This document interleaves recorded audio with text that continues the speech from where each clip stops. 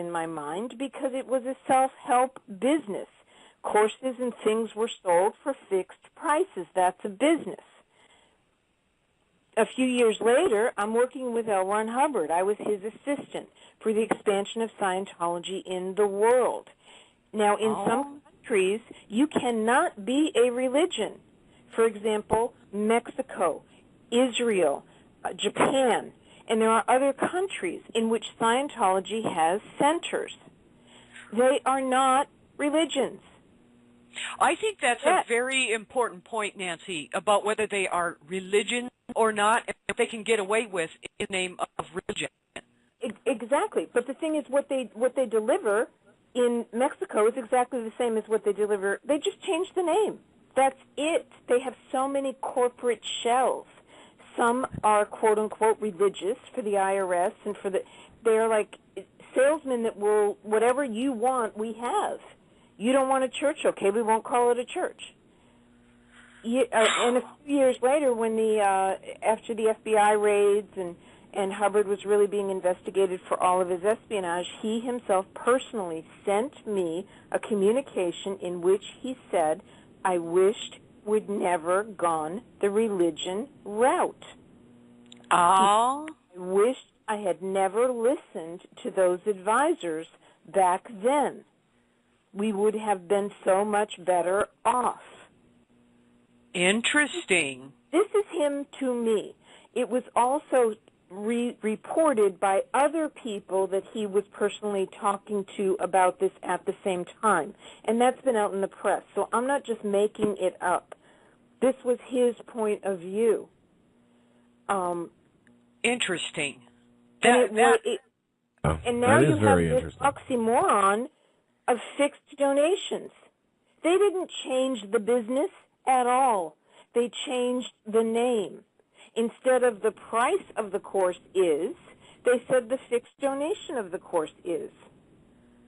That's what Janet Reitman found after her entire investigative reporting. It is a business masquerading as a religion. There's no God in there.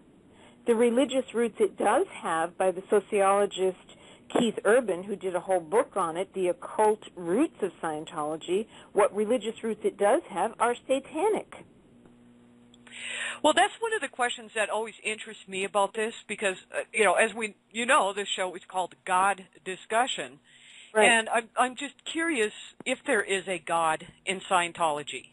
No. Deborah, this is Claire. One thing that I always find extremely revelatory, there's a video, now I can't remember when, it's from a few years ago, where I think this John Sweeney was interviewing several celebrities, or somebody was, and they interviewed several members and celebrities and asked, does Scientology believe in God?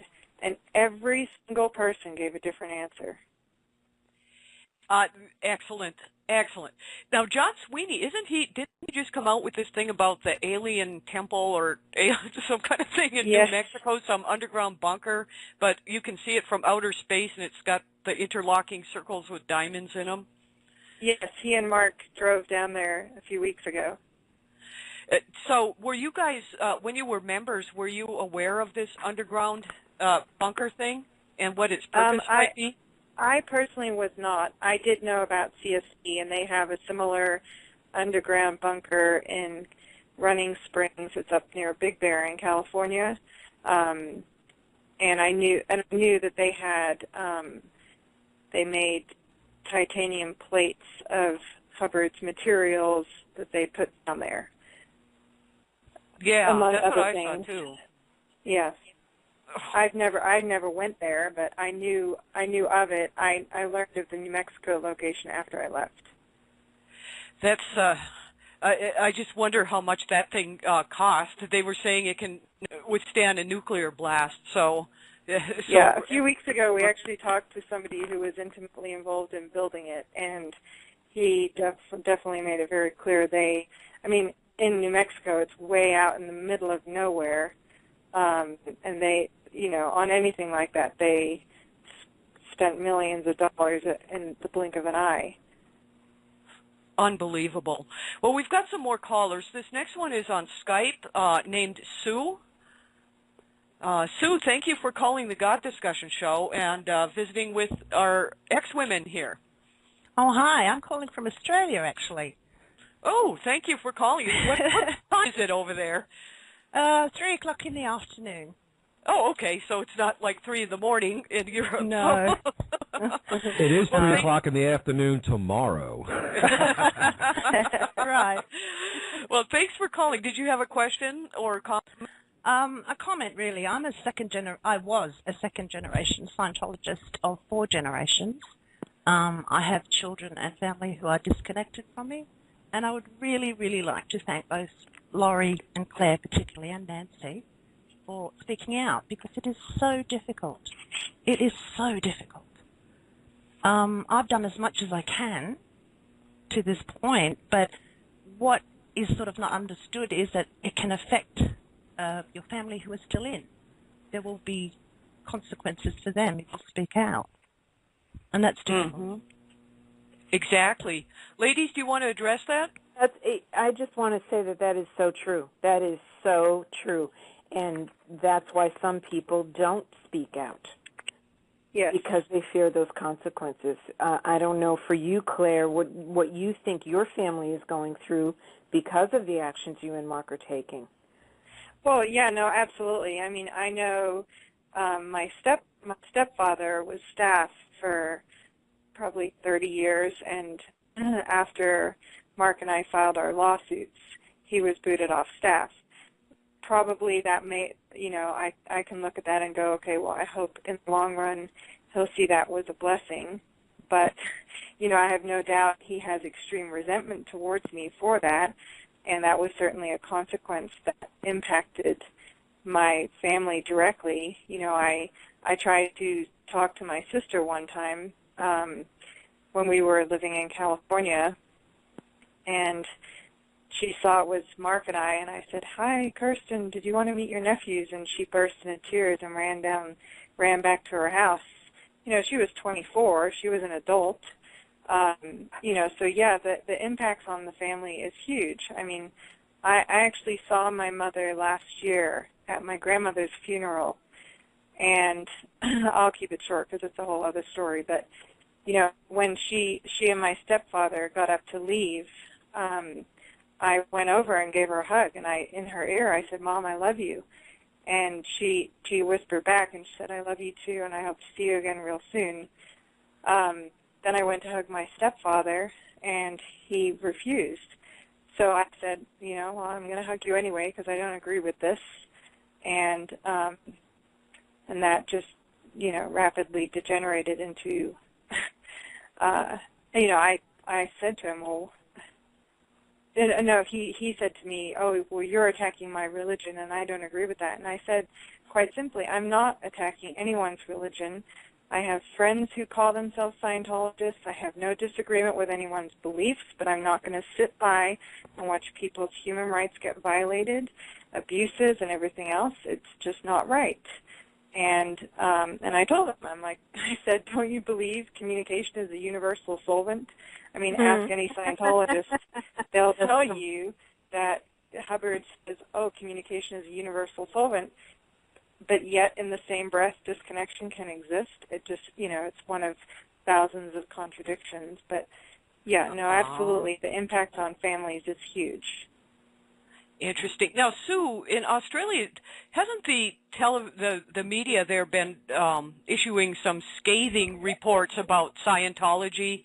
I mean, can you kind of address some of the I've seen some of those where they're like, whoa. I mean, so what are the attitudes towards Scientology over there? Well, actually, it was a couple of very brave journalists who decided that it was a good story and followed through. And despite any kind of things that happened to them, they were photographed all over the place and so on. One of them was Today Tonight with Brian Seymour. He was just brilliant. Yeah. And also the ABC here. Also, a lot of it came from Senator Xenophon, who stood up in Parliament and talked about it and referred to Scientology as a criminal organisation, which sort of allowed other people to come, speak up as well. Brilliant. It seems that well, maybe not so much. Well, it's coming out in the media in the United States as well, but it seems like governments in other countries are more willing to stand up and say this is a criminal organization. At least, yes, a handful of people. Okay. Well, any other comments here before? I just wanted to add a comment. Oh, go ahead. Okay. Oh, yes, Bert, go ahead. Everyone wants to talk. Who's talking? Okay, whoever you are. Who's this? Claire started talking. This is Claire. I started talking, as did somebody else. I was going to. Well, Claire, you go first. Okay, just on the subject of government and what you just said, I know, Ursula Caberta in Germany has been working on exposing the abuses in Scientology for many, many years. And in, I believe, late 2008, and then again in, I believe, March or thereabouts of 2010, she put on 2 symposiums where many, many European government officials attended. I know Mark and Jason Begay went to the first one with a number of other people. Amy Scobie went to the second one.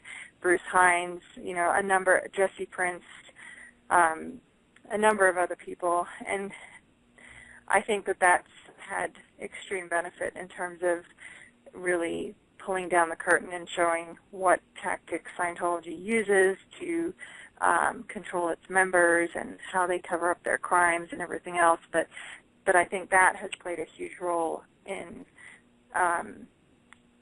as you were saying, governments being more willing to really confront the true facts behind the glossy facade. Excellent. Now, who was the other person who wanted to say something?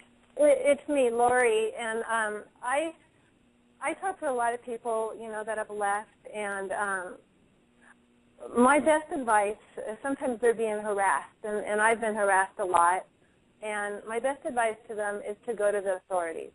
I mean, I share everything with the authorities. I have files in San Jose, files in Lakeport with LA, and if we don't tell the authorities what they're doing, the harassment, they're never going to know. Mm-hmm. And they do listen. I mean, they're on my street a lot. They were here today, yesterday. They go by my house because I reported it. And they know I'm not just BSing it because I have a big file.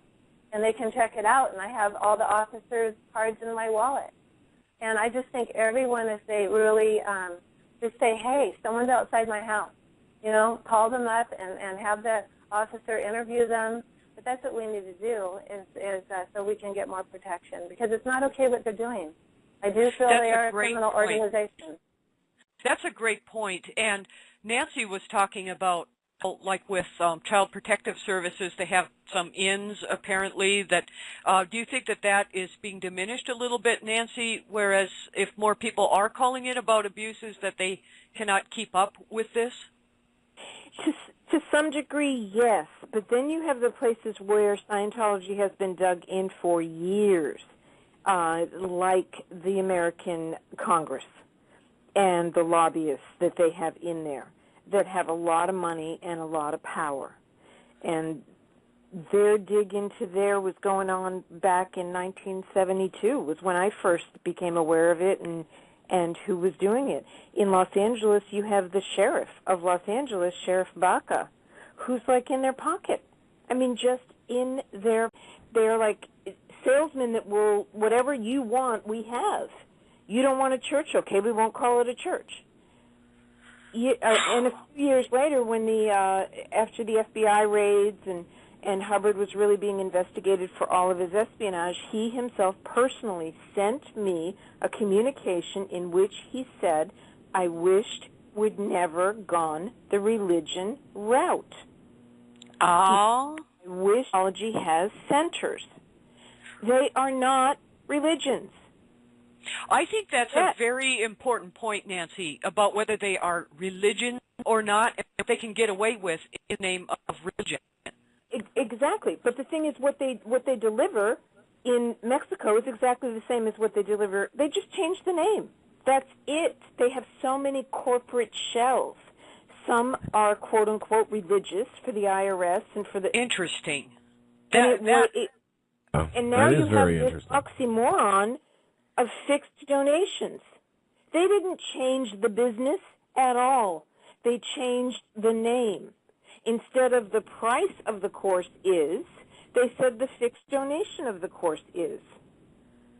That's what Janet Reitman found after her entire investigative reporting. It is a business masquerading as a... I had never listened to those advisors back then. We would have been so much better off. Interesting. This is him to me. It was also reported by other people that he was personally talking to about this at the same time. And that's been out in the press. So I'm not just making it up.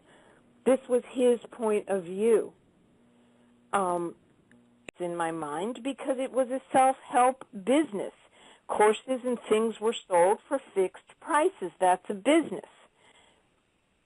A few years later, I'm working with L. Ron Hubbard. I was his assistant for the expansion of Scientology in the world. Now, in some countries, you cannot be a religion.